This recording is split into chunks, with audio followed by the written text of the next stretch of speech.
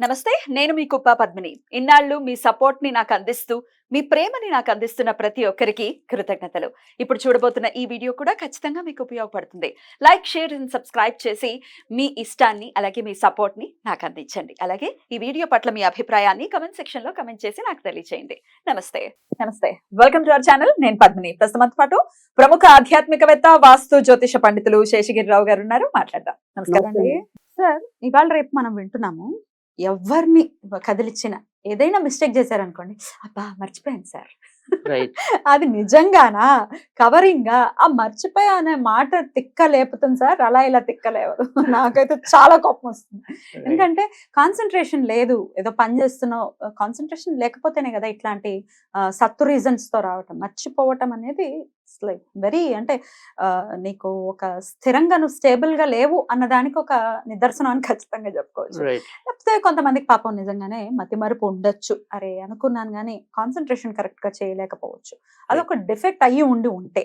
లేకపోతే ఇలా మర్చిపోతుంది, ఒకవేళ నిజంగానే ఓవర్ వర్క్ అయిపోయో ఓవర్ లుక్ తోటో మర్చిపోవటం అనేది సర్వసాధారణంగా జరుగుతూ, వాళ్ళ బాసులతో తిట్లు తింటూ లేకపోతే ఇంట్లో వాళ్ళతో తిట్లు తింటూ ఉన్న పరిస్థితి ఉంటే, ఈ మతిమరుపు నుంచి బయటపడాలంటే ఏం చేయాలి? ఇది చాలా మంచి ప్రశ్న. అంటే ఇక్కడ మనకి ఏంటంటే మతిమరుపు అనేది సరే ఇవాళ అసలు ఫస్ట్ సైంటిఫిక్ గా మనం మాట్లాడుకున్నప్పుడు ఏంటంటే చాలా మంది మనకి వీళ్ళు చెప్పిన విధానం ఏంటంటే కనుక, అంటే సాధారణంగా మనం ఏంటంటే ఒక టైంలో ఏజ్ పెరిగిన కొద్దీ మతిమరుపు అనేది చూస్తాం జనరల్ గా. కానీ ఇవాళ రోజుల్లో మన 5 ఏళ్ల పిల్లాడికి మతిమరుపు ఉంటుంది, 2 ఏళ్ల పిల్లాడికి మతిమరుపు ఉంటుంది. సరే ఇలా మీరు చెప్పినట్టు ఉద్యోగస్తులు అంటే సర్వసాధారణం అయిపోయింది మతిమరుపు అనేది. కానీ అప్పుడు వీళ్ళు చెప్పింది ఏంటి అంటే, ఈ మెథడ్ అనే చిప్ అనేది ఏదైతే ఉంటుందో దాంట్లో ఇన్ని లోడ్, అంటే మనం డేటా ఎంట్రీ అంటాం కదా, ఒక కంప్యూటర్ పరిభాషలో చెప్పాలంటే డేటా ఎంట్రీ అంటే ఇన్ని డేటాల వరకు అది మెయింటైన్ చేయగలుగుతుంది. ఆ ఓవర్లోడ్ అయినప్పుడు ఆటోమేటిక్గా మతిమరుపుగా వస్తుంది అని చెప్పి అప్పుడు పాత రోజుల్లో మేము చదువుకున్నది.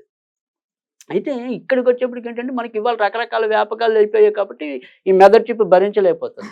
అవును, అవును. సో ఫోన్ ఒక పెనుభూతం, దీన్ని వాడుతూ దీన్ని చూస్తూ మనకి ఈ వ్యాపకాలన్నీ ఎక్కువైపోయాయి కదా, దానివల్ల కూడా మనకి మతిమరుపు అనేది చాలా సహజమైపోయింది. కానీ ఈ మతిమరుపు అనేది అందుకే మరి ఆ మతిమరుపు మీద ఒక సినిమా తీసి కూడా మంచి హిట్ కొట్టగలిగాడు ఆయన. భలే భలే మగాడి అదే అంటే కదా, మంచి హిట్ కొట్టగలిగాడు.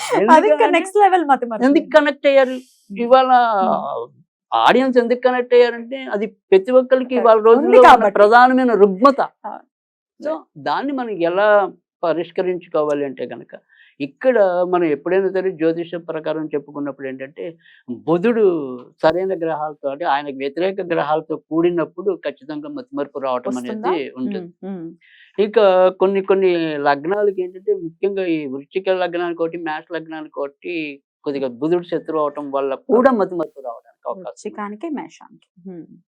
సో కానీ ఇంకా జనరల్‌గా అందరికీ ఇవాళ వచ్చే మతిమరుపు ఏదైనప్పటికీ కూడా, అంటే గ్రహాల వరకు మనకు ఖచ్చితంగా కారకుడైతే బుధుడే. బుధుడు వేరే గ్రహాలతో కాంబినేషన్‌లోనే రావటం. ఎట్లాంటి గ్రహాలతో ఉంటే ఇట్లాంటి అంటే మనకి బుధుడు రాహు కలిసినట్టు కాదు, మిత్రులైనప్పటికీ కూడా రాహుతో కన్ఫ్యూజన్‌లో మతిమరుపు రావటం అనేది. బుధ కుజులు అనేది అసలు పెద్ద ప్రాబ్లం, పెద్ద మైనస్. అది పెద్ద మైనస్. అది అలాగే వస్తుంది. తర్వాత రెండోది వచ్చేప్పటికి ఏంటంటే, బుధుడు ఖచ్చితంగా ఈ వృశ్చిక రాశిలో ఉన్నప్పటికీ, మేష రాశిలో ఉన్నప్పటికీ కూడా రావడానికి ఉంటుంది. తర్వాత మళ్ళీ కుంభ లగ్నానికి బుధుడు అష్టమాధిపతి అవుతాడు కాబట్టి ఒకసారి మతిమరుపు రోగం రావడానికి కూడా ఆస్కారం అనేది ఉంటుంది. సో ఇక్కడ ఈ ఎవరికి ఏ కారణం వల్ల వచ్చింది అనేది పక్కన పెడతాం. ఎందుకంటే మనకి అది ఎలాగో తెలియదు. నాకైతే పైకి బాహ్యంగా తెలుస్తుంది మతిమరుపు వస్తుంది అని చెప్పి. ఒక చోట ఫ్లాస్క్ మర్చిపోవచ్చు, ఇంకో చోట ఇంకోటి మర్చిపోవచ్చు. సో అది మనకి ఆ మతిమరుపు అనేది తెలుస్తుంది, మనం అనుభవిస్తాం. అయితే ఇది మామూలుగా ఇది చిన్న చిన్న విషయాలకి అయితే పర్లేదండి, ఒక్కొక్కసారి గోల్డ్ ఎక్కడో పెట్టి మర్చిపోయానండి అని అంటారు. అదిగా ఇప్పుడు నెక్స్ట్ లెవెల్ కదా. అదే కదా, అది చాలా మన ఇంట్లో మనం పెట్టిన ఒక 5 నిమిషాల్లోనే మనం మర్చిపోతున్నాం ఆ వస్తువు అనేది. మరి అంత ఈజీ అయిపోయింది. అంత ఎందుకు మతిమరుపు వస్తుంది మనకి అనేది ఫస్ట్ ఇక్కడ. సో ఇక్కడ మరి నార్మలైజ్ ఖచ్చితంగా. సో ఇక్కడ మనం చెప్పాల్సింది ఏంటంటే, ఒకటి మామూలుగా మన యొక్క శ్లోకాల ప్రకారంగా అయితే కనుక ఐగ్రీవ గాయత్రి ఉంటుంది. ఓం వాగేశ్వరాయ విద్మహే ఐగ్రీవాయ ధీమహి తన్నో అంశః ప్రచోదయాత్. ఇది నిత్యం 21 సార్లు కనీసం చదవాలి. అయితే ఇక్కడ 21 కన్నా ఎక్కువ చదువుదాం అనుకున్నప్పుడు ఎప్పుడైనా సరే 3 ఉండాలి టోటల్ చేస్తే. 30 30. అలా. ఉమ్. ఆ రకంగా 39. ఉమ్. ఏదైనా సరే 3 రావాలనుకోండి. లాస్ట్ లో 2 నంబర్లు యాడ్ చేస్తే 3 3 అవ్వాలి. ఉమ్. ఆ రకంగా దాన్ని వాళ్ళ యొక్క శక్త్యానుసారం ఉమ్. జపించాలి. ఉమ్. ఒకటి. తర్వాత కంపల్సరీ వాళ్ళ ఇంట్లో దక్షిణంలో అయితే దక్షిణామూర్తి ఉండాలి. దక్షిణం కాదు, ఈశాన్యంలో అయితే. ఉమ్. లేదు మళ్ళీ హయగ్రీవుడు కూడా. ఉమ్. హయగ్రీవుడు కూడా మనకి ఈ జ్ఞానానికి పటం గాని పెట్టుకోవచ్చా?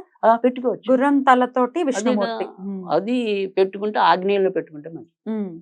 ఆగ్నేయంలో అంటే ఇంచుమించు మన వంటగది. ప్రతి వంటగదిలో గదికి పెట్టచ్చా? కూడా ఉంటుంది ఆగ్నేయం అనేది. ఈశాన్యంలో కూడా ఆగ్నేయ భాగం ఉంటుంది. ఉంటుంది. ప్రతి గదికి ఆగ్నేయం ఉంటుంది. సో ఆగ్నేయంలో అలా పెట్టుకోవాలి. ఉమ్. సరే ఈ 2 నేను పెట్టుకోను, అసలు దేవుడి జోలికి వెళ్ళడానికి నేను ఎప్పుడూ ఒకటి చెప్తాను. ఇంకో ప్రత్యామ్నాయం అది చెప్తారు. ఖచ్చితంగా చెప్తాను. సో అలా వాళ్ళు ఏం చేయాల్సిందంటే చాలా సింపుల్. ఉత్తరంలో కూర్చోవాలి ఖచ్చితంగా. తర్వాత ఈ ఉత్తరంలో కూర్చోవటం పాటు ప్రతిరోజు కూడా వాళ్ళు ఈ మొహం కడుక్కోవడం అంటే కాలకృత్యాలు తీర్చుకున్నాక ప్రతిరోజు కనీసం ఒక 2-3 నిమిషాలు అయితే ముందు ఉత్తరంలో కూర్చోవాలి. ఉమ్. ఆ తర్వాత వాళ్ళు చేసే పనులన్నీ కూడా వాళ్ళు చేసుకోవచ్చు. నార్త్ లో కూర్చోవాలి. ఉమ్. కంపల్సరీ నార్త్‌లో కూర్చుని తర్వాత వారి యొక్క దైనందిక కార్యక్రమాలకు ఉపక్రమించాలి. కొన్ని అక్కడ కూర్చునే కాఫీ తాగటం అట్లాంటివి చేయొచ్చా? ఏదైనా చేయండి. ఒక 2, కూర్చోవాలి. 3 కూర్చోవడం నిమిషాలు ఇప్పుడు is మనం ప్రధానం. దేవాలయం గుడికెళ్ళి ఒక కాసేపు ఎలా కూర్చొని వస్తామో అలా కూర్చో. అలా లేవగానే కాసేపు వీళ్ళకి ఆ ఉత్తరంలో కూర్చోవాలి. ఉమ్. ఈ ఉత్తరంలో కూర్చుని అప్పుడే ఇది చదివేసుకున్నా పర్వాలేదు. ఒకవేళ వాళ్ళు కొద్దిగా ఉమ్. మంచిగా స్నానం చేసి వచ్చి కూర్చుంటే. ఇందాక చెప్పింది. హయగ్రీవ మంత్రం. హయగ్రీవం. సరే ఇంకా ఈ వీటితో ఎప్పుడు కూడా మనం శుద్ధిగా ఉండటం అనేది ప్రధానం అనుకోండి. ఒకవేళ శుద్ధి ఉండి లేకపోయినా అలాంటి వాటన్నిటికి కూడా స్విచ్ వర్డ్. ఉమ్. ఎమరాల్డ్. ఎమరాల్డ్. ఎమరాల్డ్. ఉమ్. ఇది ఇది మళ్ళీ సంఖ్య మార్చాలి ఇక్కడ. ఉమ్. సో ఇదైతే కనుక 5 వచ్చేలాగా చదవాలి. సో 23 గాని 14 గాని అలా 5 వచ్చేలాగా చదవాలి. అవే శ్లోకాలు అయితే కనుక 3 వచ్చేలాగా చదవాలి. ఎమరాల్డ్ ఎమరాల్డ్ ఎమరాల్డ్ అంతే. ఎమరాల్డ్ ఎమరాల్డ్ ఎమరాల్డ్ ఎమరాల్డ్ అనుకోండి. ఉమ్. ఖచ్చితంగా ఈ జ్ఞాపక శక్తి అనేది పెరగటం అనేది. తర్వాత రెండోది ఏంటంటే ముఖ్యంగా ఇది విద్యార్థులకు కూడా చాలా బాగా ఉపయోగపడుతుంది. ఎందుకంటే వాళ్ళు చాలామంది బ్రహ్మాండంగా చదువుతారు కానీ పరీక్ష రాసేప్పుడు మర్చిపోతూ ఉండటం. కర్ణుడిలాగా తయారవుతారు. పాపం అలా చాలామంది ఇబ్బంది పడేవాళ్ళు, అవస్థ పడేవాళ్ళు చాలామందిని చూస్తూ ఉంటాం మన జీవితం. సో ఈ జ్ఞాపక శక్తి అనేది కొన్ని సార్లు మనం చాలా ప్రమాదకరంగా ఏడిపిస్తూ ఉంటాం అనేది కూడా అవును. చూస్తుంటాం. సో ఖచ్చితంగా రక్షించబడడానికైతే కనుక ఇందాక చెప్పిన ఓం వాగేశ్వరాయ విద్మహి హయగ్రీవాయ ధీమహి తన్నో హంసః ప్రచోదయాత్ అదొక పద్ధతి. లేదంటే emerald emerald emerald emerald emerald అంతే. ఇంకా వాళ్ళ జీవితంలో మార్పు అనేది వస్తుంది. ఖచ్చితంగా ఎన్నాళ్ళలో మార్పును అబ్జర్వ్ చేయొచ్చండి? ఖచ్చితంగా నేను చెప్పేది ఏంటంటే ఏదైనా సరే కనీసం మినిమం మండలం అంటే 40 రోజులు. ఉమ్. సో 3 నెలలు అనేది కూడా 90 రోజులు అనేది కూడా ఒకటి ఉంటుంది. సో ఇక్కడ మేము ఒకప్పుడు ఏదైనా సరే ఒక రత్నం కానీ ఏదైనా కూడా మనం ఏదైనా ఒక రెమెడీ ఇచ్చినప్పుడు ఎప్పుడు అదే చెప్తాను నేను. కనీసం ఒక 40 రోజులు లేదా కొన్ని అనుకోండి చేసుకోండి. అది. మరి ఈ సమస్య నుంచి మన వాళ్ళు బయటపడాలి మీరు ఇచ్చినటువంటి రెమెడీస్ ద్వారా అని మనస్ఫూర్తిగా కోరుకుంటూ థ్యాంక్ యూ సో మచ్ అండి. చాలా అద్భుతంగా వివరించారు. నమస్తే.